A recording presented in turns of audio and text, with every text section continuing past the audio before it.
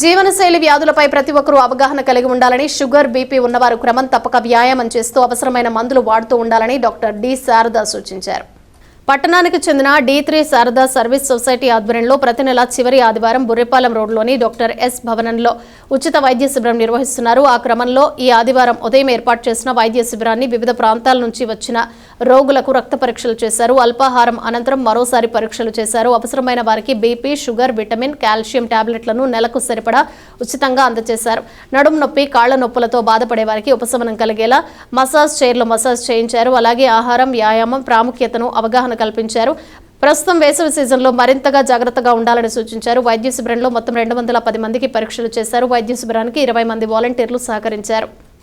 అందరికీ నమస్కారం అండి. దాదాపు మనం 8 సంవత్సరాల నుంచి ప్రతి నెల కూడా ఆఖరి ఆదివారం బుర్రిపాలెం ఈ క్యాంప్ ఆఫీస్ నందు షుగరు, బీపీ, థైరాయిడ్ అలాగే క్యాన్సర్కి రిలేటెడ్వి కూడా చూస్తూ ఉన్నాము. ఈ సందర్భంగా నేను ఎవ్రీ మంత్ చెప్తున్నాను, ఇప్పుడు కూడా నొక్కి చెప్తున్నానండి. ఎవరైతే దీనికి సంబంధిత వ్యాధులతో బాధలు పడుతున్నారో వాళ్ళకి ఇవన్నీ లైఫ్ స్టైల్ రిలేటెడ్ డిజార్డర్స్ కాబట్టి మీరు జీవన విధానంలో కనుక సక్రమంగా అన్ని మార్పు చేర్పులు చేసుకుంటే తప్పనిసరిగా బెటర్మెంట్ చూస్తారు. ఇప్పుడు నా దగ్గరికి వచ్చిన టైప్ 2 డయాబెటీస్లో దాదాపు ఈ 1 ఇయర్లో 15-20 మంది దాకా కూడా వాళ్ళు రోజుకి 3-4 మాత్రలు వేసుకునే వాళ్ళు ఈ రోజున 1 మాత్రే వేసుకుంటున్నారు.